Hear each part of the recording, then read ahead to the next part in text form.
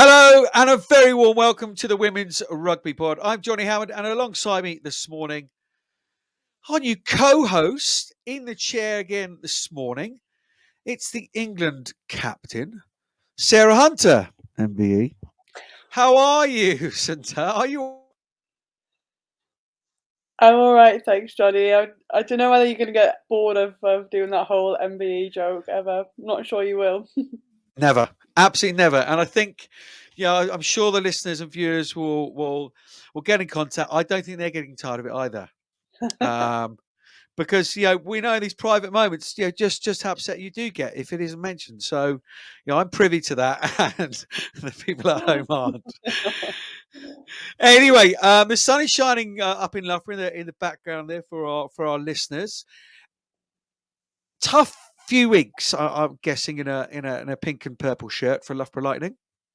Yeah, it has been a tough few weeks. Obviously, when you see the fixtures come out and see you have Harlequins followed by Wasps followed by Saracens, you know it's going to be a pretty tough opening. But I know quite a few teams, they've had international players away. We've had a few injuries, so we've had a relatively young Premiership inexperienced team out. But we've been working hard. We've been learning. It's been character building, and we've seen progress. And yeah, it was nice to get the first win of the season up at the weekend at DMP. So finally got a W on the board. So we're looking to kick on from here now.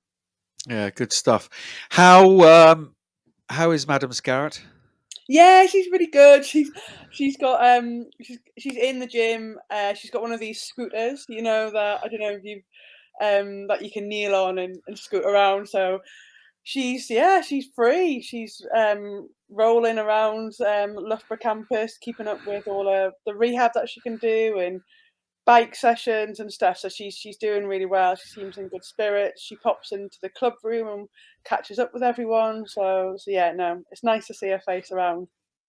If you can a picture of her in her mobility scooter, that'd be amazing. And Yeah, we I can should do. She we needs a can post little, that around. like the old school bikes with like a little bell on the front. Like she needs a little bell on it as she's like approaching. Um, Little basket on the front, sort of Mary yeah, Poppins style. yeah, Yeah, I can see that. Well, club is continuing, of course, but just coming over the horizon. A really, really exciting autumn for the Red Roses and England. yeah. It seems like ages ago since we actually had a proper autumn series. Obviously with COVID and stuff last year, and the opposition that we've got to play is yeah what we want test matches to be about. 2 games against New Zealand followed by Canada and USA. So it's going to be a good sort of sounding block to see where we're at ahead of obviously next year. And we obviously haven't faced New Zealand for a couple of years, and they've had a difficult few years with COVID. So it'll be really interesting to see where both sides are at. And we're playing against a lot of Canadians and Americans in the league at the minute. So yeah, it'll be interesting to see how they come across and put teams out for those games as well. Yeah, it seems I'm in that kind of market. But if you are a rugby coach and they're beginning to get it right over in the USA, I'm not sure how involved Rob Kane is in this. I'm sure he's masterminding it all. But the amount of university positions that are starting up women's rugby programs is like unbelievable. 10, 15 in the last 2 weeks. So they're starting up programs at university in the USA. So next 5 years, they will be away. I think we've always said it's like a sleeping giant, isn't it? Like you look at the population that they have, you look at the athletes that they produce, and just think if they can get rugby up and running and get them to understand the game, then yeah, they could really take off. Good, and we'll see a little bit about what the Black Ferns are all about this weekend with the Farah Palmer Cup final, of course. Canterbury against Waikato. I'm sure I said that right, but that's how James Gamble told me to say it anyway. So there we are. Look, we so interested in and lovely to chat with you. We're not even told everyone what's coming up on the show. We have got Lynne Cantwell coming on the show, ladies and gentlemen, the lady who's masterminding what is a resurgence in South African women's rugby. We will hear all about the developments there and what she's been doing to generate that resurgence. But also want to just tap into her, of course, an Irish international legend herself. What her thoughts are on Ireland disappointingly missing out on a World Cup spot. And yeah, wouldn't mind having a little word on Claire Molloy as well. But yeah, of course, we've got news from all over the globe, from news from Wales. We've got all the results from France, from Ireland, from Spain. We've got some shout outs, of course. There was a Le Crunch Militaire in there as well to let you know about. So loads coming up on the show. But let's get Lynne Cantwell on the show on the WRP. Hey everybody! Good morning. Hi Johnny. Hi Sarah. Great to see you. You too. Look at that. The system works. We're saying your name and boom, you pop. There you are. God Almighty. Sorry, I've been My on meetings word. on one state. No, it's marvellous. Our editor Sean has clearly had his Weetabix this morning. So tremendous. How are you? Yeah, good. Thank you. Thanks for having me on. Don't be silly. I think your second time on the so. pod. Yeah, we did a world team. There you are. Ah, yes, of course. So, yes, you're in that firm bracket of being a friend of the pod. We just wanted to catch up with you. There's lots going on in the world of international rugby. But while Sunta and I were just talking before coming on, just saying just the amount of noise and news coming out of South African women's rugby is almost deafening at the moment. And you are behind that. How are you finding it all? Oh yeah, look, thanks. Look, it's a great job. It's a lot of work. It's not really like a rebuild; it's a build, I think. Although lots of really good work. My predecessor, Mahlubi Puzi, he did a lot of work in developing the structures and got it to where it can go. And I think I'm sitting on the back of that. So I think there's still lots of work to do. Probably what you're seeing is like often with women in sports stories, it's not that work hasn't been done, it just hasn't been visible. So you might be seeing some things that are just more visible now, and hopefully they're good stories. But naturally, I think we know that that's really important to make the game visible, to increase the reach. So that's probably what you're seeing. But look, really well welcomed and received by everybody over there. It's a union that's committed. I think that's really welcoming. There's at a leadership point of view, at a board and a senior management level, they really want to see it happening, which is makes a huge difference. Because I think if you haven't got both of them, you're doomed. If you haven't got one of them, it's going to be harder. But if you haven't got both of them, then it's not going to happen. So yeah, hopefully we're in a good place for the future. And that for me is that mind shift. And as you say, perhaps we'll talk about other unions a little bit later on, with in light of what you just said. But from the outside, it seems that there has been a seismic shift to say, do you know what, this rightly or wrongly, but we've got to be completely utterly committed to that. Is that a Razzie Erasmus thing? Is it across the board? Is it just, well, look, this has to be done, it's just the right thing to do? And obviously the timing of you coming in to do that obviously hits a nice note as well.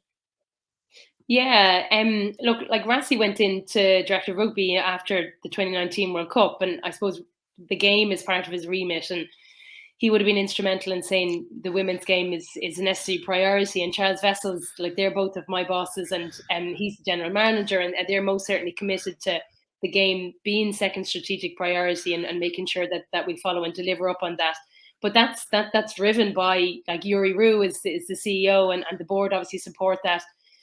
So the game has shifted to the second strategic priority, but naturally there's lots of work still to be done to understand, well, what does that reflect? Because that needs to be reflected in planning, in finance, in the delivery of, like, coaching, development structures, all of that stuff.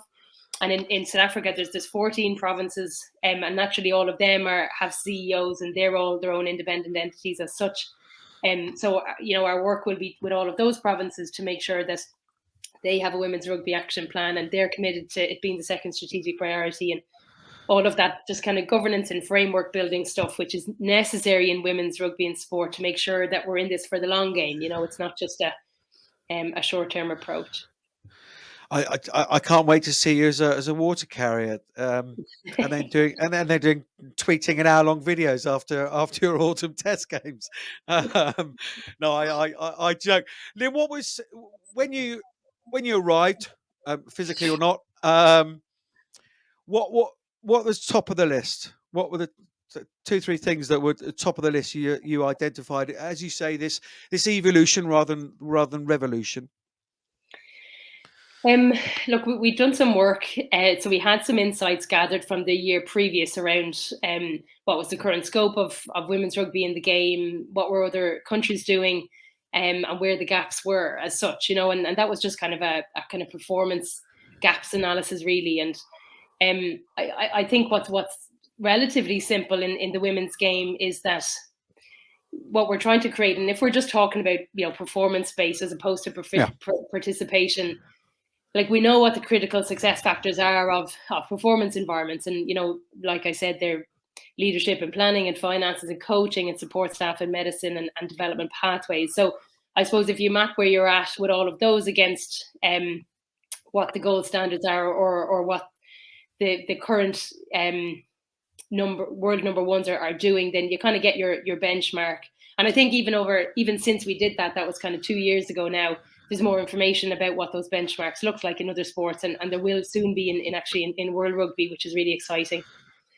So I think once you have that kind of data, you look at it, and where did South Africa sit? Look, like I said, leadership is a really key piece. So definitely having leadership in with responsibility and authority to make decisions what's needed for the game is a key part.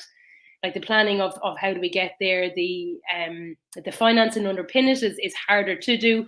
And I think what's been so hard is just the timing of it, obviously, because it's happened with COVID, and like every country, South Africa is feeling the pain of that too. So that's going to impact us.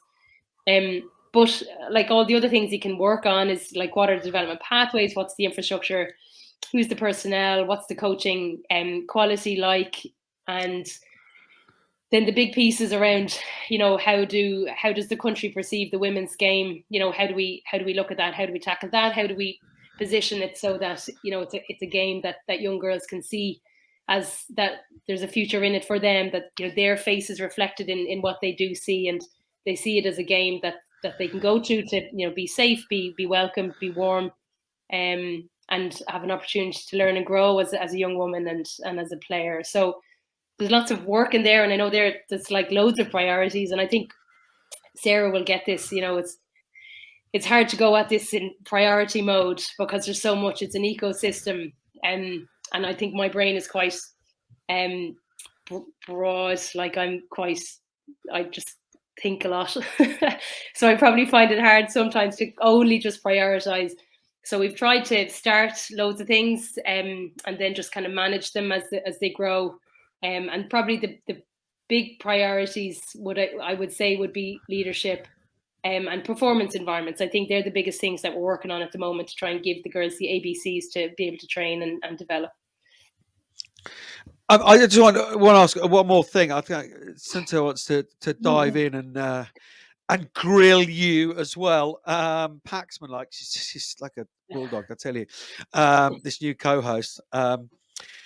But I wanted to know, see that visibility, and I know you said at the beginning there that these things may well have been happening, but you've got to see it to be it, haven't you? This is the buzz phrase. But it seems that Supersport are getting involved in broadcasting. Obviously, it's close to my heart with my background. But those games were on TV. We've got a tour coming up. You're playing France. And Barbarians in November, first time in 4 years that the guys have toured. Is that visibility pretty high up on that list as well? Yeah, it is.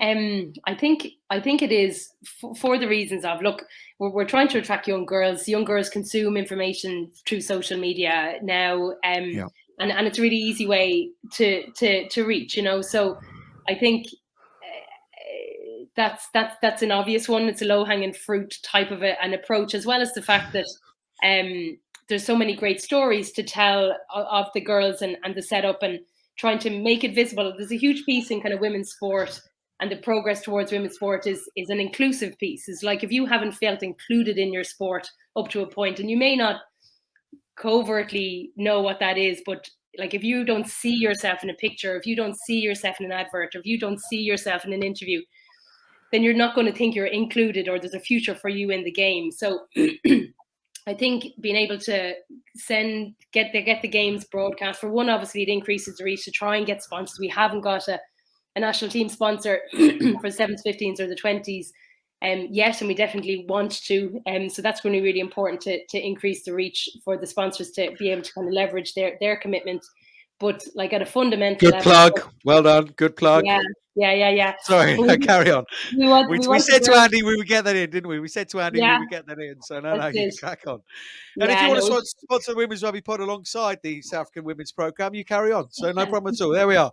Double plug. Sorry, Lynn. I interrupted you. Carry on. Yeah, no, you're fine. But look, if you like, social media is free, and it's a way that we can obviously send the messages out and make the girls visible. And that's an obvious one that we wanted to get sorted. So, like, as you said, like, Andy and the team are great, and we're working on a communications plan, and we're working with all the provinces to try and show how they can become visible and stuff themselves too.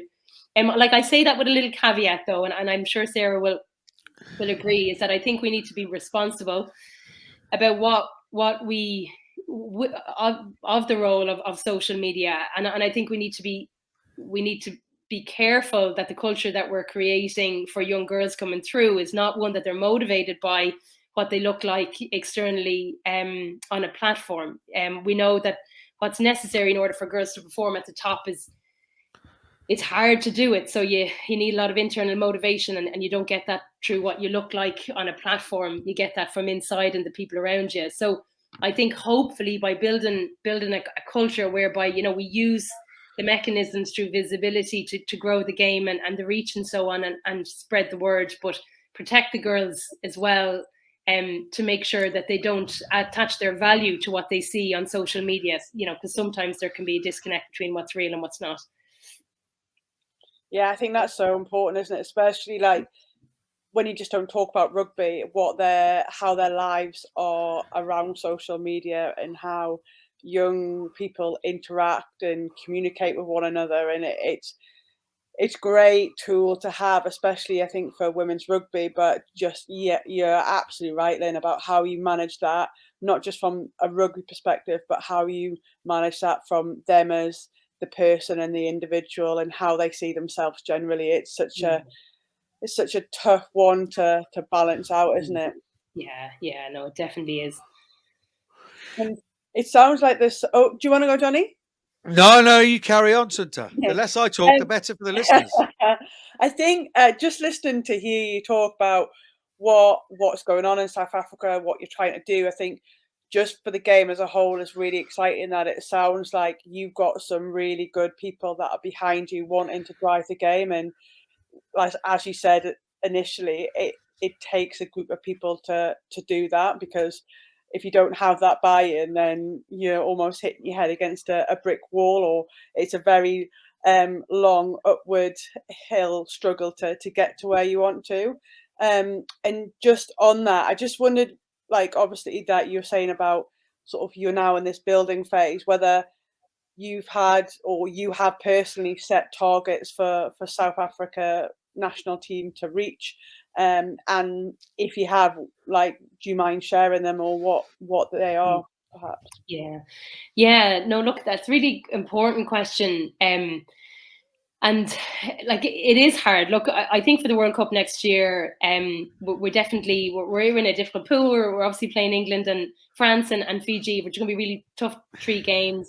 And so we definitely want to perform with distinction. We'd love to try and get out of the pool. And then what we're working on at the moment is more of our kind of analysis framework and our evaluation framework about, what does that look like per game, and what does success look like, and how do we build from that, etc. And then in a broader sense, it'll be looking to 2025 and 2029. How do we get more girls involved in the game? How do we create performance environments to give them a chance to grow and perform? And I think what I'm interested in, and I'm sure you guys are as well, and what I love, I think, about the era that we're in the women's game is that I think genuinely everybody just wants everybody to come to the party, don't they? So we want Fiji to come to the party, and they did in the Olympics, and like what we saw was just out of this world. So we saw what that style of their game the impact that it could cause on the world stage, and I think we want that from South Africa. We want that from the Kenyas, the Colombias, all of the different countries that are emerging and pushing through. So what I'd hope to see is that we can create that in South Africa, so that we can have another continent and country that's competing to make games exciting, make everybody just feel really excited by the game and the direction that it's going. And I do think it's possible.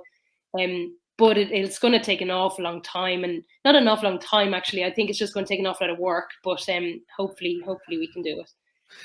And one of the ways you're getting those players into that elite environment, obviously, we'll go and play on a regular basis in a league that is, regarded as sort of one of the best in the world, the 15s. And just days ago, Zintle Pupa. Thank you, Elmer Schmidt, for that pronunciation, Nick Keith. Thank you. Signed for Exeter Chiefs. How big a part of you were involved in that, driving that? How important is that going to be? And has that opened the floodgates somewhat? Yeah, look, it's great. Like, Zintle is a really great player. Like Exeter, like Sarah will know, Exeter doing a great job since they came into the league. And I suppose the bit of freedom that Exeter have is that they are looking like internationally, and I was in contact with Susie, and she was interested in Zintle, and we looked into it, and it's the first time it has happened. So there's lots of kind of red tape that we had to figure out, and visas and quarantine periods, etc. But she's over there, and hopefully we'll get a game maybe this weekend. And she's in a good place, and I'm really delighted that it's Exeter that she's gone to. Like, I trust what Susie's doing and what she's creating, and I think the kind of international environment that they have down there in a cool university city, although it's probably a little bit rainier than Zintle is used to, and I think she's a bit worried about that, but hopefully that'll be a good year for her. And I think that the thing that works well is the seasons, because they're in opposite seasons. So she's off season technically at the moment, even though it's international coming up. And then she'll kind of go back in May, for example, May, June next year. And not that she will go into the domestic competition, because I think we'd have to manage her load, but it works well then for World Cup prep. And is she the first of many? You beat me to it, Johnny. Yeah. Well, that's it. Look, as I said, our priority, I think one of the things that South Africa historically has struggled with is game time, because geographically they're quite isolated. Just resources haven't facilitated lots of travel in the past, and their domestic competition is such a big country. It takes a lot of resources to fly around the country and play in their domestic competition. So we have doubled the rounds. They've got 10 games this year compared to 5 last year, which is good. But we just need game time. You know yourself, Sarah, you just need game time to get better and improve. So I think there will be more for 7s and 15s. We definitely want to look at that. And then we'll have to manage the balance between how do we continue to grow the domestic game, as well as getting some of the girls' experience internationally, and then bring it home and spread the word. Okay. What we are conscious. I mean, I could talk to you we could talk to you for ages. Utterly engaging as ever, Lynn. We're just going to move on. Obviously, South Africa coming up here. Hopefully, those games are going to be available somewhere. A few experienced players, Tyler Kinsey and Baba Lacha. Baba Lacha. They are. But she's just rolling that off the tongue. Have been included after missing those tests against Kenya earlier in the year amongst 6 uncapped players. SA have also announced that the under-20 women and DHA Watson Stormers Lauren Johan Halpert will travel with SA women as part of development of elite women female coaches, and what you were talking about earlier, getting that coaching standard up as well. So just to remind, South Africa women will play France in Van on the 6th of November, and then the Barbarians as part of a unique doubleheader on the 27th of November. Who should we be looking out for then if we're going to be able to catch those games somewhere on the in the ether? What particular players we need to be looking out for? Future stars. Oh, future stars. Look, I think or present stars. Yeah, like I'm just such a rugby romantic, and I think Sarah will join me on this. Like Zane Jordan is one of our stalwarts of the game, and she's played for South Africa. You know, she had that trademark little kind of ponytail for a long time. She plays 7s and 15s, and she's just a beautiful mastermind, beautiful brain, and an amazing analytical player. So I think I'd hope to see her play and perform and get the game time that she needs to grow into it. So she's a wonderful player. Obviously, like Sinclair's a really strong player. Nadine Ruiz, she's coming from the 7th circuit. She's one of the wingers and growing herself into the 15th game. She's a wonderful player. Terrible, like go straight for the backs, whereas Sarah's like, tell me about the pack. Yeah. What's the back row like? I know, yeah, exactly. Well, Lusanda Dumka, actually, she's got Player of the Year this year, and she's a wonderful. She was the border captain who won the final, and she's a really, really gritty 7. Cindy Boyes, their captain. Well, Lusanda was their captain. Cindy is the lock. She's a really experienced. She's their most experienced player as well. So yeah, you've got some really good talent coming through there. Hopefully, they can produce it on the tour. It's come as no surprise to anyone that you've literally virtually named the entire squad, because you have done your research and you're across it all. That comes as no surprise to us whatsoever. Lynn, let's move off South Africa, if we may, from sort of positivity to possibly not quite so positive. We'd be remiss if we didn't ask you about the country, of course. You played for Ireland and the recent disappointment of not getting to the World Cup. Sad times there. Yeah, look, I think it's heartbreaking. The girls are heartbroken, and they'll have to take responsibility for the results and the what does that mean?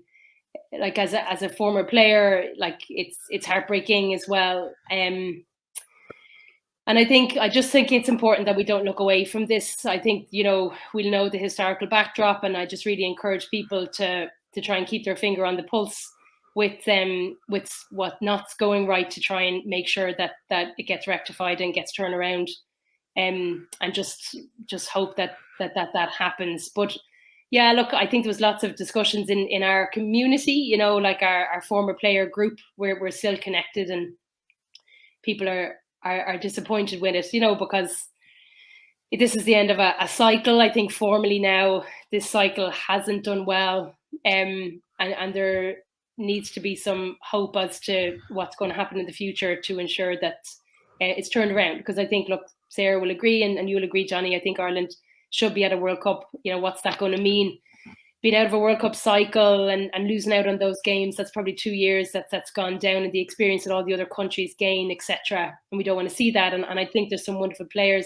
Even I think of the 7s, Lucy Mulhall, Amy Lee Murphy-Crowe, I think they should all be Olympians. And the likes of Claire Molloy, upcoming Eve Higgins, all of those wonderful players, Catherine Dane, Ciara Griffin, I would have liked to see them in the World Cup. So I think everybody's disappointed about that.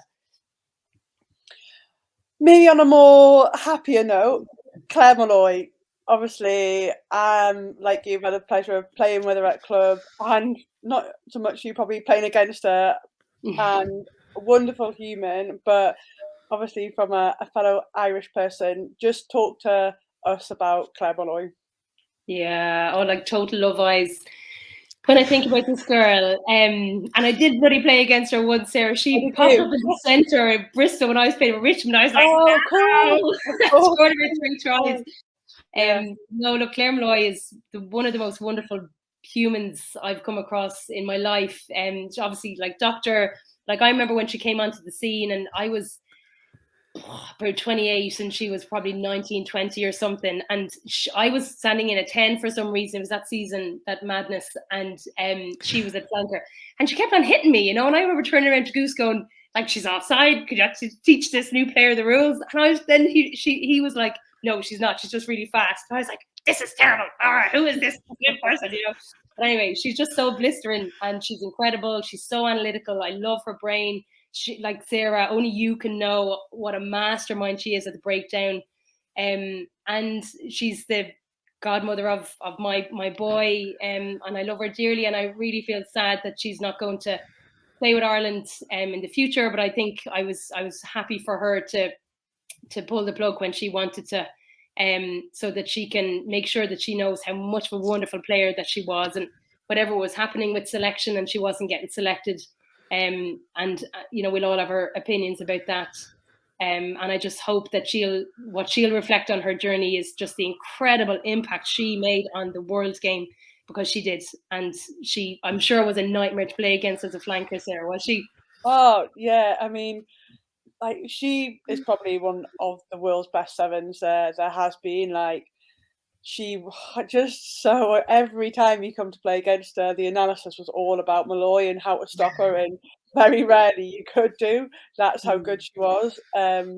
But yeah, she, like, it's been formidable over the years. And yeah, like you, Lynn, I'm just pleased that she's decided on her terms when she's wanted to step away. And I think for her, would have loved to see her at another World Cup. You want to see the best players on the best stage, and it's sad that she won't get to do it. But the fact that she's gone, nah, this is my time, and that's all you want for players, you know, to go out when they're ready to go. But and I think we talk about her and how wonderful she was as a player, but and still is. I think she's still going to play for Wasps, but the person bit, the teammate bit, that's just, I just think she's a wonderful person, and she's someone that you want to go onto the pitch with and want to go into battle with, because you know she'll be there doing everything she can for the team. But yeah, she's such a nice person off it as well. Yeah, no, absolutely.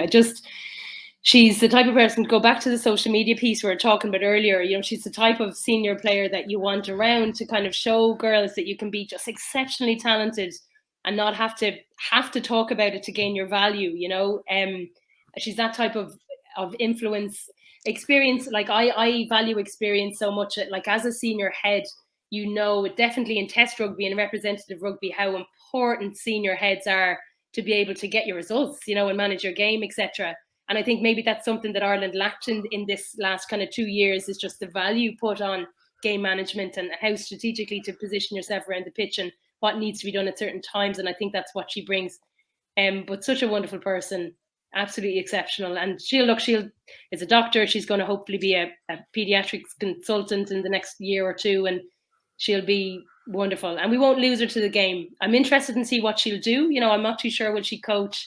She's obviously a medic. I'm sure she'll get involved with that at some stage. But I don't think the world needs to lose her. She's just too wonderful to lose her from the game.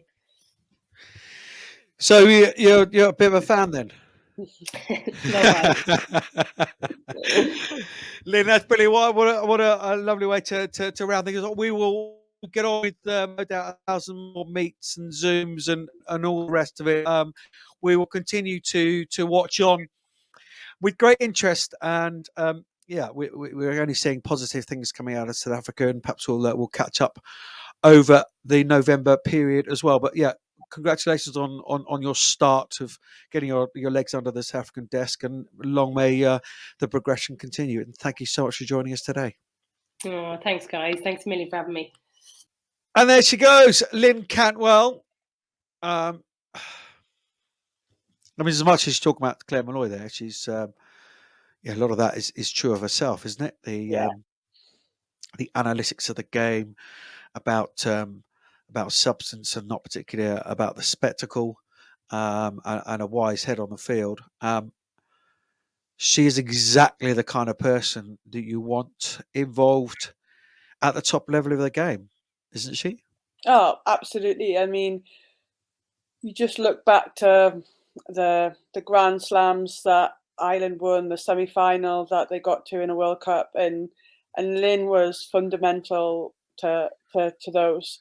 And you want that experience, you want that level-headed approach and everything that she brings, but you've got to have the ability and the characteristics as a person to do that. And for me, Lynn exudes them. I just think she's just a positive person to have as well. And I think where South Africa are having someone like Lynn at the helm of that is just like one of the best moves I think South Africa could have made to get sort of the right person in with the right rugby brain, and the motivation and direction of where she wants to take them. I think is I like excited to see where South Africa are, given some time to put the things in place that Lynn wants South Africa to do.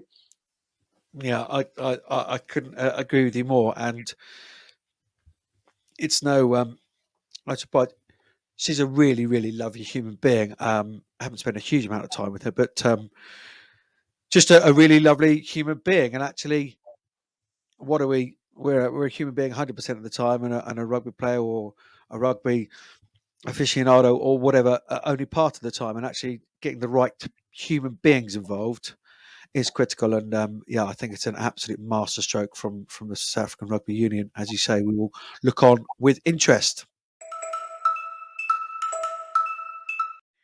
Let's move on to some of the other international news gracing our screens, as it were, in the last week. Moving from South Africa, Ireland into Wales. So we should try and keep it positive, shouldn't we? Anyway, the Wales coaching team has been announced after departures, of course, of Rachel Taylor up at Sale now, Warren Abrahams. Real America of coaches and non-transparency and misty appointments. Anyway, last week they announced a full-time appointment of Owen Cunningham, WRFU elite coach, graduate, and ex-Wales under-20s men's coach. He'll join Geraint Lewis as interim head coaches through the next 6 months, assisted by ex-Scarlet attack coach Richard Whiffin. The new WRFU performance director, Nigel Walker, says the women's game is key to the WRFU's plans for development. And sticking with Wales,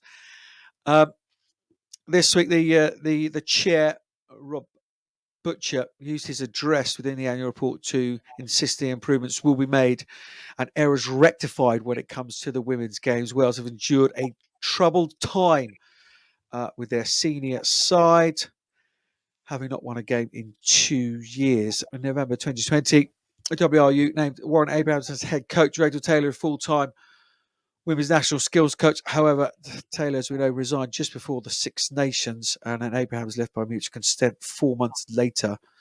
Sian Lillicrap took to social media, I think it was a BBC sport piece, so the team have accepted the apology made by the Welsh Rugby Union and are ready to move forward after a tough few years. It has been a rudderless ship and a real mess. Santana, I know you're in a slightly difficult position to comment, but it's let's look forward, because that's what we generally try to do on this podcast, and try and find the positives. Words are fab, but as we go on about in this podcast more often than not, fact and on verb needs not words. WRFU have to put these words into action now. It's, for me, the last 2 years, it's just not fair on the girls playing the game, and that's not acceptable.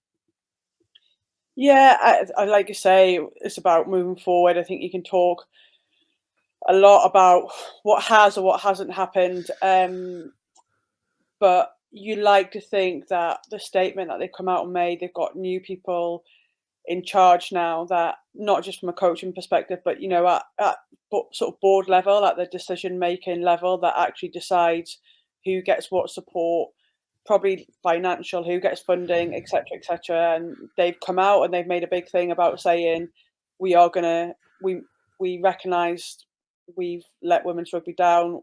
We need to do better. Now's their moment to show that, because there's some such great players in Wales, and as a player to player, you genuinely feel for them in terms of how they have to manage playing international rugby and manage a full-time job, studies, everything that goes alongside it. So I really hope for the players, and knowing a lot of the Welsh players and what they put into playing for their country, that they are now going to be backed by their governing body.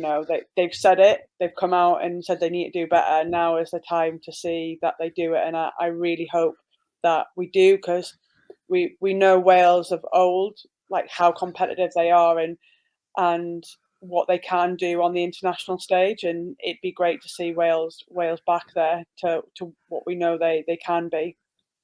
Yeah, if you align the passion those girls have, one of the most passionate rugby nations, isn't it? Align that passion with decent coaching and structures and nutrition, psychology, and all the rest of it, they would be world beaters. But it puzzles me. So to the 6 month thing, October, I think it's just to March. Yeah, I was doing maths as well. And then what? A World Cup. Several months later. But you know what? On a full flow of it right through to the World Cup, seems odd to me. Yeah, it's interesting. Maybe there's a master plan behind it. I don't know. You think, is it 6 months? Does that take us to the end of the Six Nations? So they're giving them a autumn and a Six Nations. Do they then get a shot at, if they do well enough, they're in line for World Cup? I'm sure there's been a lot of discussions that's gone on in terms of why that time frame is, but it just seemed an interesting time frame to put in place, given what you then I'm trying to do my maths now, another 6-7 months out from the World Cup starting, and how much time is that for a new set of coaches to do what they need? I don't know. With very little game time. Because you will have had those through the Six Nations and what have you. Love it, and it's so beautifully media trained. I say it's odd, you say it's interesting. Amazing, brilliant stuff. Look, it absolutely goes without saying. We wish all the very, very best for those Welsh players and for them to get what they deserve. Hopefully, having the captain on the pod next week, Charlie Crap. So fingers crossed. To talk about Bristol as well and their great start to the season. But we will stick with international news. We go to Spain. The WRP League was delayed start to the season and a postponed first round. The second round of matches commenced last weekend. Residencia 7, Cisneros 15, Sant Cugat 14, Olympico 15, Sant Scrum 24, Iba 55, Maradona 8, Cortiva Cocos 15. I'm just going to make a massive apologies. It's not often I don't do my homework, but I haven't done my homework on the pronunciations. I'm going to get straight on the phone after this to Patricia Garcia and get her to run me through those names. So apologies, but at least we brought you the results from the Spanish League. Sarah Hunter, you will have a keen eye on this weekend down in New Zealand, won't you? Because you'll be playing the Black Ferns in a couple of games, and it's their finals time. Yeah, absolutely. It'd be really interesting to see how that goes, which players playing well, who's coming out on top. Because like you say, they'll be getting on a plane and heading over to here. So really interesting to see. Yeah, last week Wellington beat Bay of Plenty, so Waikato didn't automatically qualify to play against Canterbury, who already booked their spot. Knew they would host the Pinnacle event as well.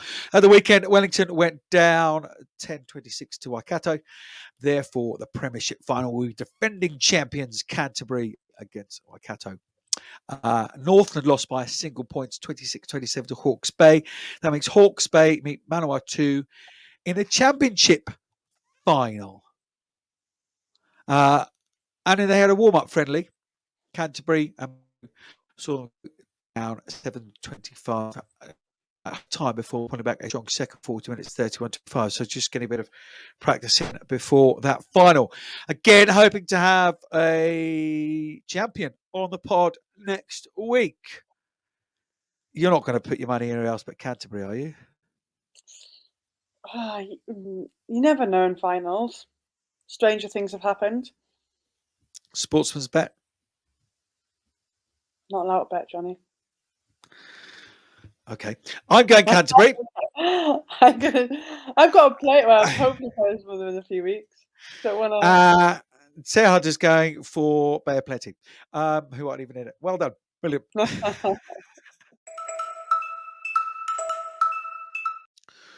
Moving closer to home.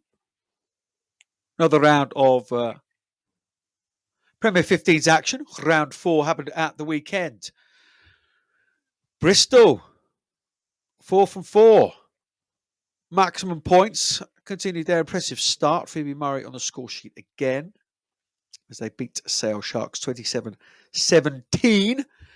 Sharks made a good second half comeback, but the Bears kept topping up the scores, and in the end, a comfortable win. It is an impressive start from Bristol.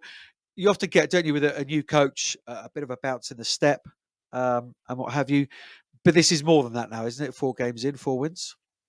Yeah, they've made some good signings as well during the summer. If you look at the spine of their team, then they've got some real experience. You look like they've got Abby Ward now, they've got Kira Bevan, they've got Snowy, they've got Amber.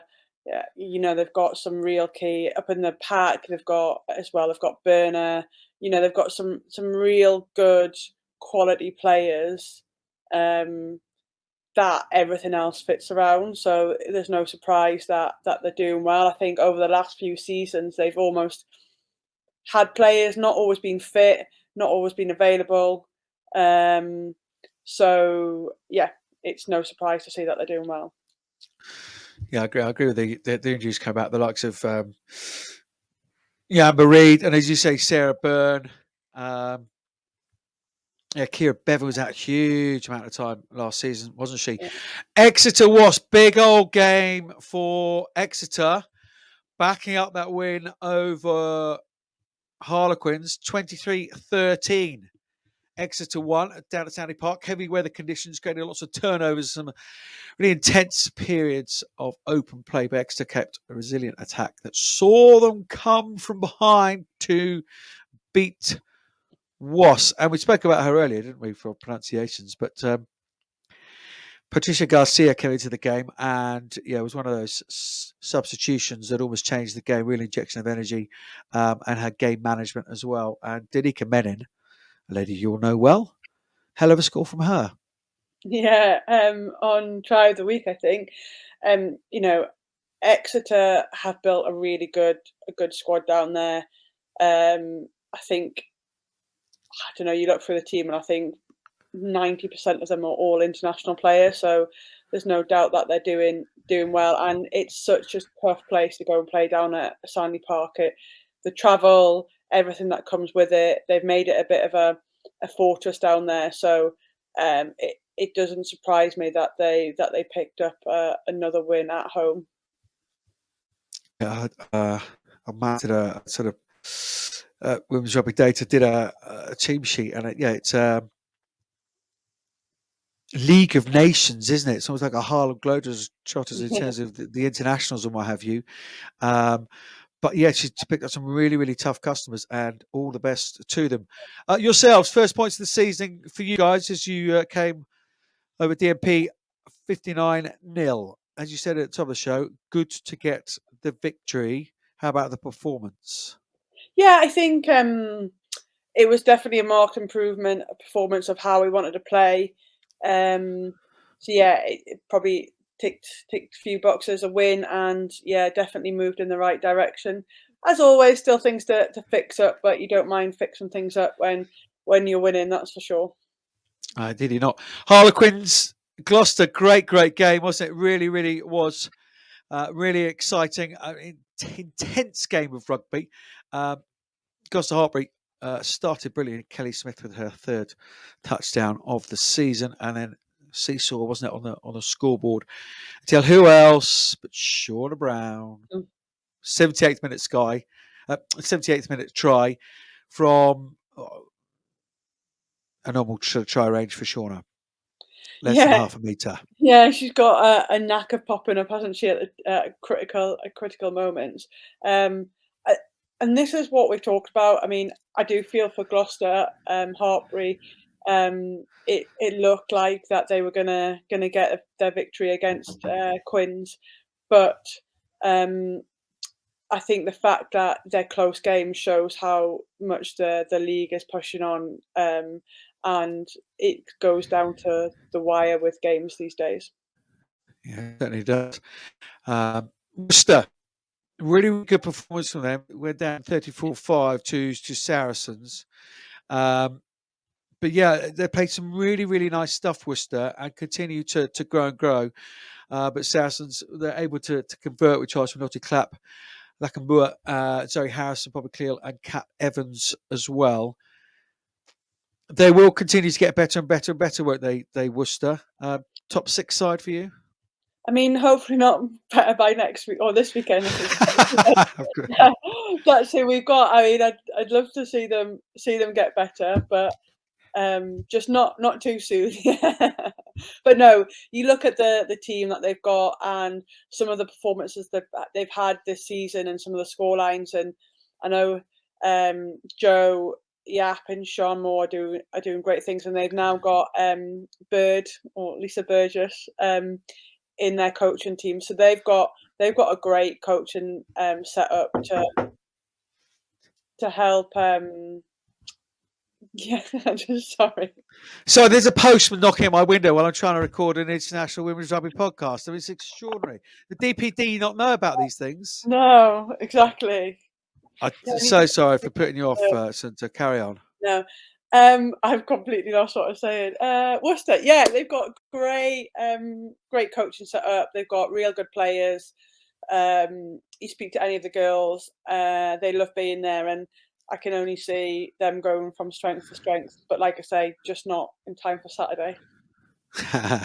Because on Saturday, Lightning take on Worcester, Quins host Bristol. That'll be an intriguing game. It's Northern Derby. DMP take on Sale on Sunday. Exeter travel to Saracens, I should say. What up against Gloucester Hartbury. So that's the Premier 15s taken care of. What about down in the Championship, Sunta? Yeah, so Championship 1 North, we had Novocastrians, my old team. Unfortunately, they lost at home to Cheltenham, 12-29. Barnsley were at home to Lichfield, but Lichfield came away with a win, 24-17. Kenilworth got a win against Harrogate, 36-28. Sefton lost to Loughborough Town 64-0, and West Park Leeds beat Furwood Waterloo 82-0 at home. In the south, there was a big mix-up in the league this week. Thurrock beat Old Albanians 10-3 at home. It was a huge performance from Thurrock to beat OAs at their home ground, because OAs have had a strong start to the season. Reading Abbey beat Hove 26-22. Bath won on the road they beat Buckingham Swans 43-7, and there was a draw 17-all thriller against Richmond and Henley, and Blackheath beat Supermarine 31-0. They did indeed. Over in Ireland, AL results, Galwegian 7, UL Bowes 43, Cook beat Ballingog 24-10, Old Belvedere 57, Malone 12, Railway Union put 142 points on Wicklow. Yeah, bit of a disparity there. BlackRock put 50 on Suttonians as well, and Railway Union and Old Belvedere, UL Bow all top the table on 10 points. This week, Wallingcog take on Galwegians, BlackRock take on Wicklow, Malone hosts Railway Union, Suttonians against Cook, and UL Bows take on Old Belvedere.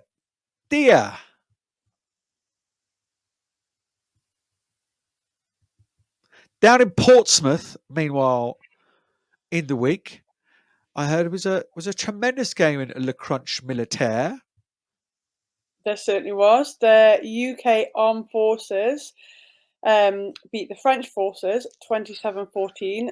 Numerous appearances from Premiership and international players, including a man of the match performance by the very own Lightning number 8 and UKAF debutant Sally Stott. So it's great to see that she did well down there. It was also ref by Captain Nicky Donnell. And by all accounts, it was very physical. As expected, yeah. Yeah, you can imagine with two forces coming against. But the UKF had a more of a set piece dominant sort of game, which produced no more than a hat trick for Amy Cockayne, although one was out on the wing, I think. So I don't know if that had come from a set piece or just Amy Cockayne doing what she does best and scoring tries out on the wing. But the EFMF, the Equipe de France Militaire Féminine, don't know, my pronunciation was right, but it's as good as my Spanish, don't you worry. They didn't give the UKF all their own way, and they got several late powerful tries towards the end of the game to bring the score, as we said, to 27-14. Indeed, they did. Enjoyed hugely. Long may those kind of fixtures continue. No Elite 1 this week, but round 3 coming up this weekend.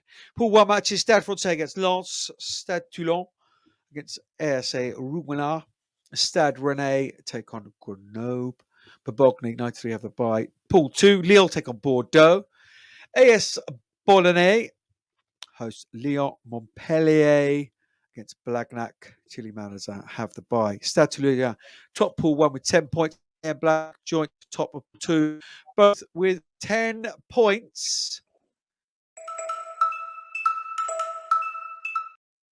Into the shout-outs then, and things worth noting in the last 7 days live recording. Speaking of France, we've just done with their fixtures. Lynne Cantwell, the former Leinster now, we should say, and Ireland prop, has joined the French champions ASM Roumelard, as many would know them as Clément. I just dropped her a little note to say congratulations, and I hope she settles in well. And yeah, I'm going to look to catch up with her and see how French life is treating her once she's got the French slippers on, well and truly. Yes, and Scotland, off the back of them reaching the repechage, have announced that they are going to play Japan this autumn. They are going to play them on November the 14th at DAM Health Stadium in Edinburgh. Yeah, and it was interesting to also get some game practice up before that. The chief exec, the SRU, Mark Dobson, and chair John Jeffrey, both promised to provide funding necessary to ensure that the national women's team have the best possible chance of making it to their first ever World Cup. And as you say, in preparation for that, they will be playing Japan. Again, brilliant words. Let's see the deeds. Yeah, speaking of a nation that need to show some deeds, Wales. Yeah, and tickets for their Wales series of autumn tests against South Africa, Japan, and Canada go on sale on Friday at 9 a.m. They do indeed. Shout out to Heather Fisher. Now she will be joining the new Leicester Lichfield coaching setup. She will certainly bring some energy, will Tigger. Yeah, she will. I think she might have a role as S&C as well in there, so I'm sure they'll be put about their paces, no doubt, up at Leicester/Lichfield. In other news away from the pitch, Kate Alder announced last week that she's expecting, which is super exciting for an amazing person. And she's been a great servant to her club and to the league, always a great player week in, week out. So we wish her all the best over the next few months. And who knows, we might see her back in the black and gold of Wasps again. Yeah, tremendous servant, lovely human, and wish her all the very best with that. Excuse me. Now to a list of firsts for many clubs here in England who've got in contact over the last 7 days. We do urge you to get in contact at Pod Women's Rugby. You get in contact with us. We'll give you a shout out on the pod. We'll let people know what you're up to. So please do that. Remind you at Pod Women's Rugby. Bedford Blues. They'll play their first ever game at Goldington Road on October the 10th this weekend. Alongside the men, a first for the club, women in national covered 3 Midlands Tier 5. Yes, and that's such great news. And the same can be said about Hartlepool RFC ladies, who will play their first league game against Blaydon Redkites second on Sunday at 2 p.m. Yeah, a huge shout out to your Bows RFC, who made history at the weekend by fielding a second team in the Munster Women's Division 2 in Ireland. And that's an important distinction because an ex-player pointed out to them on social media they weren't quite she got confused with the leagues. Anyway, that is history made by your Bows. So yes, the club's now beginning to put out 2 teams. It's tremendous news. Yeah, no, absolutely. The numbers in women's rugby are flying up, which is another first down in Oxford, who will have their first home league match for the Oxford Quins first 15. Oh no, sorry, they did have their first league match. So it wasn't the result they wanted, but huge progress that they've actually got a game out and lots to look forward to. Exciting times ahead, and we wish them all the best there. Yes, well done, the Oxford Quins women's. Congratulations to UAE under-18s girls team who won the Asia Rugby under-18 Sevens Championship held in Uzbekistan, in fact. Their first Arab nation to win the Asia Rugby tournaments. Huge congratulations to them. We're flying all over the globe now. Yeah, we're everywhere, and it's not just senior women, it's young future players of the game doing well as well. And we're jetting off to Barbados, where the RFU have launched Try Like a Girl, which is a new initiative to increasing participation of girls in rugby. Yeah, if only we were jetting off to Barbados, eh? Yeah, that would be nice. Take the pod on tour. Yeah, again, sponsorship available to do that if you wanted the Barbados Tourist Board. If you're listening, or any sort of rum-based company, again, more than happy to introduce you to the pod. Marty Packer, many happy returns. We won't say what number. Not as many as me, that's for sure, Johnny. So. Well, yeah, let's just draw a discreet veil over those numbers. But she was a big 5-0 in terms of appearances for Saracens. So well done, Mama Marley.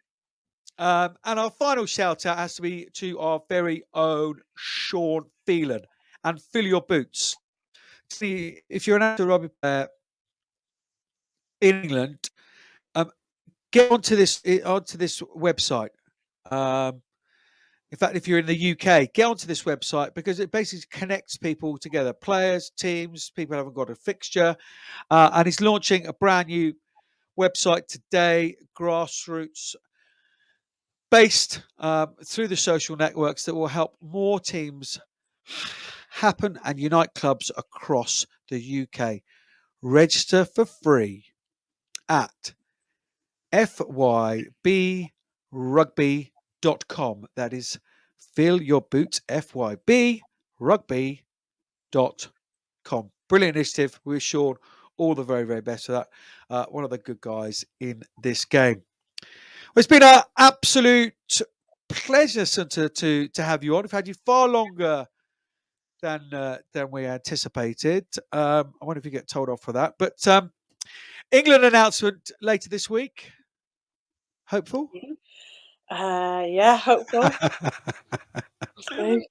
Wait with anticipation. But yeah, hopefully we've got 2 big weeks of training. Obviously, there's a pause in the AP15s after this week, and we head into 2 weeks prep before the big games against New Zealand, Canada, and USA. So yeah, exciting times. Really is. Really is. Oh, it's been lovely to have you on the pod. A huge thank you to Lynn Cantwell as well. Always an absolute pleasure to have her on the pod. I have to say, my heart has been well and truly topped up with her praise of Claire Molloy. It was, really, really lovely stuff, wasn't it? Big thank you to her. Big thank you to all of the team, to Sean. Particularly big thank you to Harry Rolfe, who leaves us. Other guys doing social media, got himself a proper job. What on earth is that? And so not able to carry along with us. He's been absolutely brilliant for some time. So wish him all the very best. Well, that does mean, as we've got room for anyone else who fancies joining the team, giving us a hand, putting this little podcast out there. So yeah, do get in touch with us if you fancy. Thank you to Tom and to Bluebell as well. Next week, Ingtons, as we said during this podcast, Sharon Lillycrap, hopefully, and a winner of the Farah Palmer Cup. Will it be a Canterbury player? Will it be a Waikato player? Who knows? Enjoy your rugby over the weekend. There's loads coming at you from all different angles. It's been great joining you this morning. Remember to rate, subscribe, and share us on YouTube, Twitter, Instagram, Facebook, LinkedIn, at Pod Women's Rugby for all of that. Thank you, Sunta. Hope the sniffles don't turn into flu, and we'll see you soon. Yeah, thanks once again for being on. Been brilliant. Great stuff. Catch you next week, everyone.